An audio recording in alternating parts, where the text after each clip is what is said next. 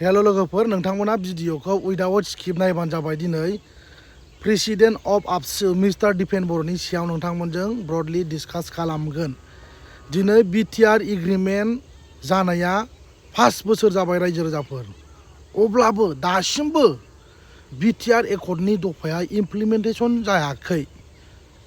आरो रायजो राजाफोर, आबसुनि प्रेसिडेन्ट दिपेन बर' बिथाङा 2024 नि सिगां बिटिआर एकर्डनि दफाया जुदि इमप्लिमेन्टेसन जुदि जायाब्ला एबा मावफुं जायाब्ला दुलाराय बर' फरायसा आफादा जिरायनानै थानाय नङा एबा आन्दालन खालामफिनगोन होननानै बिथांमोना बुंदोंमोन एबा दिपेन बर'आ बुंदोंमोन।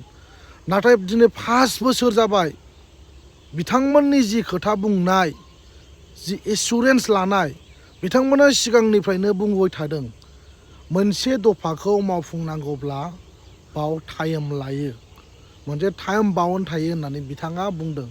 कनस्टेन्टलि खामानिखौ जों मावगासिनो दङ, स्ट्रंलि इनिसिएटिभ लानानै जोङो खामानिखौ मावगासिनो दङ होननानै बिथाङा बुंबोबाय थादोंमोन। नाथाय दिनै फैयै फैयै फैनानै 5 इयार्स कमप्लिट जाबाय, अब्लाबो बिटिआर एकर्डनि दफाया इमप्लिमेन्टेसन जायाखै। दिस इज भेरि आनफर्चुनेट। लोगोसे फाउन्डार अफ एनडिएफबि रन्जन दैमारि बिथाङाबो बे एकर्डनि गेजेरजों गवाखै। बिथांमोना बुंदोंमोन स्ट्रंलि इनिसिएटिभ लानानै खामानि मावगासिनो दङ होननानै बिथांमोना जेब्लायबो खोथा बुंबोबाय थादोंमोन। नाथाय बोसोरसेयाबो थांबाय, बोसोरनैयाबो थांबाय, बोसोर थांबाय, 5 इयार्स जाबाय, अब्लाबो दासिमबो जेलनिफ्राय उदां जायाखै। दुखुनांथाव रायजो राजाफोर। सिगां बिथांमोनहा जेब्ला हाग्रामा महिलारि बिथाङा बिटिसिनि चिफमोन, डिउरिं दिस टाइम आबसुनि मानसिफ्रा एबा दैदेनगिरि लिडारफ्रा प्रमद बर'आनो जा, दिपेन बर'आनो जा, बिथांमोनहा हाग्रामा महिलारि बिथांखौ धरना होयोमोन, मुसुखा बानायनानै सावोमोन। इमप्लिमेन्टेसन जायैयावबो दिनै दिपेन बर'आ, आबसुनि प्रेसिडेन्टआ प्रमद बर'नि सायाव मोनसेबो मानो खोथा बुंनो हाया, मानो मोनसेबो स्ट्रंलि मानो जेबो खोथा बुंनो हायाखै? सानदो रायजो राजाफोर। दुखुनांथाव, भेरि आनफर्चुनेट। माला इमप्लिमेन्टेसन जाबावगोन दिपेन बर' बिथां? रायजो राजाफोरनो बिनि सायावसो इलाबरेट खालामनानै होदो। 5 बोसोर जाबाय बिटिआर एग्रिमेन्ट जानायनि समा जोब्बाय, अब्लाबो दासिमबो स्टिल बिथांमोना बुंबाय थायो खामानि मावगासिनो दङ जोङो, जासिगोन थाबैनो, बिथांमोना बेबायदि खोथा बुंबाय थायो। आरो दिनैसिमबो 5 इयार्स जाबाय। उइदिन 5 इयार्सनि गेजेराव जुदि बिटिआर एकर्डनि दफाया आबुं महर मोनाब्ला जों सोमावसारगोन होनना बिथांमोना बुंदोंमोन। माब्ला सोमावसारबावनो? 2025 मायथाइनि जि जानो गोनां बिटिसिनि बिसायख'थि, बे बिसायख'थियाबो फैगासिनो दङ। माब्ला इमप्लिमेन्ट खालामगोन? फाउन्डार अफ एनडिएफबि रन्जन दैमारिया माब्ला जेलनिफ्राय उदां जागोन एबा जोबथेसालिनिफ्राय उदां अखोराङाव फैगोन? बेखौ रायजो राजाफोरनो खिन्थानानै हो। दिनैसिमबो नोंथांमोना बे क'क्राझार सेक्रेटारियेट अफिसनि लांगोना मोखाङाव बिटिआर बे मोनथाम 3 वर्ड्सखौ नोंथांमोना दिनैसिमबो मानो लिरनो हायाखै? जाहोना मा दिपेन बर'? बिनि फिननायखौ आंनो नांगौ आरो जोंनि दुलाराय बिटिसिनि रायजो राजाफोरनो नांगौ। एक्सुवेलि व्हाट इज बिटिआर एकर्ड? बिटिआर एकर्डआ मा? What do you mean by बिटिआर accord? What does it mean? दिनैसिमबो स्टिल जोंनि बर' रायजो राजाफ्रा बेखौ बुजियाखै, मोनथियाखै। बिटिआर एग्रिमेन्ट जाबाय, गोबां जौगाबाय, खालि खुगा खुगा बेबायदिल'।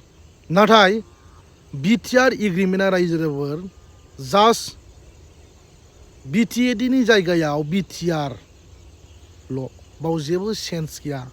देयार इज नो सेन्स रायजोफोर।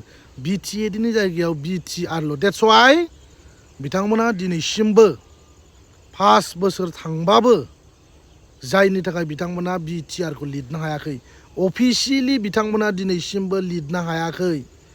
अब्ला बिथांमोनहा बिटिआर मोनबाय, बिटिसिआ डिनाउन्सिं जाबाय होननानै दिपेन बर' बिथांमोना बुङो।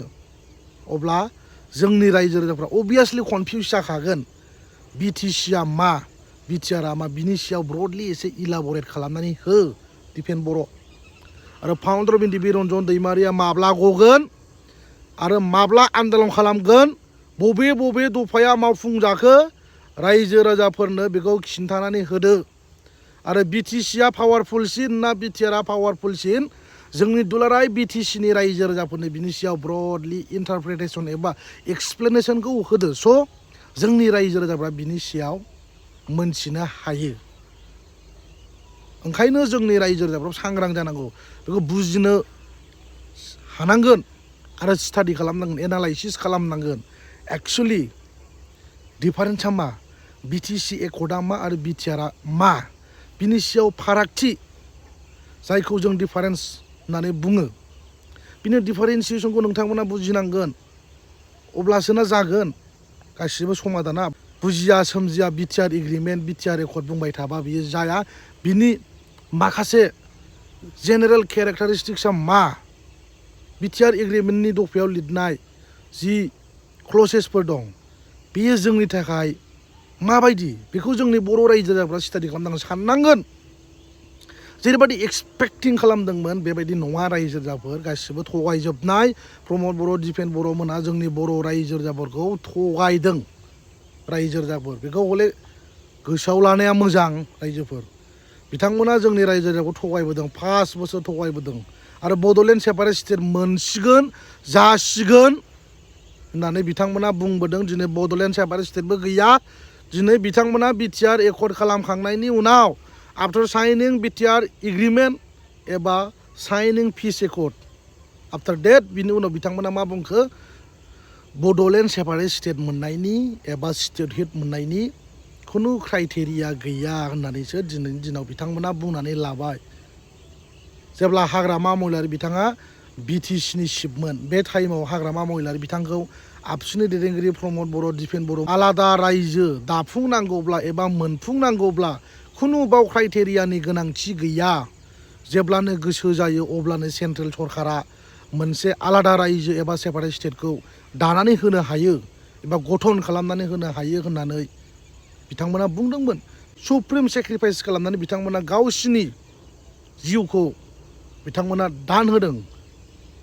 बिथांमोना दिनैसिमबो जोबथेसालियाव दङ। जायफोरनाव रियेल स्पिरिट दं बिथांमोना नांनानै दिनैसिमबो जोबथेसालियाव दं। बिथांमोननि स्पिरिटखौ जों बाख्नायनांगोन रायजो राजाफोर, मानोना बिथांमोना हारिनि थाखाय बावसोमनानै दिनैसिमबो जोबथेसालियाव दङ, उदां जायाखै। बेयो जोबोद दुखुनांथाव। दिस इज भेरि आनफर्चुनेट। ओंखायनो फैबाय थानाय बिसायख'थियाव जायखौ जों बिटिसिनि इलेक्सन होननानै जों मोनथियो, जोंनि बिटिसिनि रायजो राजाफ्रा बयबो कनसियासनेस एबा सांग्रां जानानै खामानि मावनांगौ, बिटिसिखौ सेभ खालामनांगौ। फाइनालि आं बेखौनो आपिल खालामो, नोंथांमोना बयबो कनसियासनेस आरो सांग्रां जानाया मोजां। मानोना नोंथांमोना अलरेडि मोनथिखाबाय दिनै बिटिसि आरो बिटिआर होनना बुङोब्ला मा, बिनि डिफारेन्सियेसना बेखौ जोंनि रायजो राजाफ्रा मोनथिखाबाय। मोनथिनानैबो जुदि जोंनि रायजो राजाफ्रा मोनथिबायदि जुदि जानानै थायोब्ला फैबाय थानाय आपकामिं टाइम्सआव जोङो गोबां खस्थ' मोननांगोन। ओंखायनो जोंनि रायजो राजाफ्रा बे फैबाय थानाय बिसायख'थियाव जानो गोनां जि बिटिसिनि इलेक्सन 2025 मायथाइनि जि बिसायख'थि, बाव इउपिपिएल आरो आबसुखौ बिदाय होनांगौ। अब्लासो बर' जाथिया बिनिफ्राय बारग'गोन, आदारवाइस बारग'नाय नङा। बे भिडिअनि गेजेरजों आं रायजो राजाफोरखौ आपिल खालामो लोगोफोर। Thank you.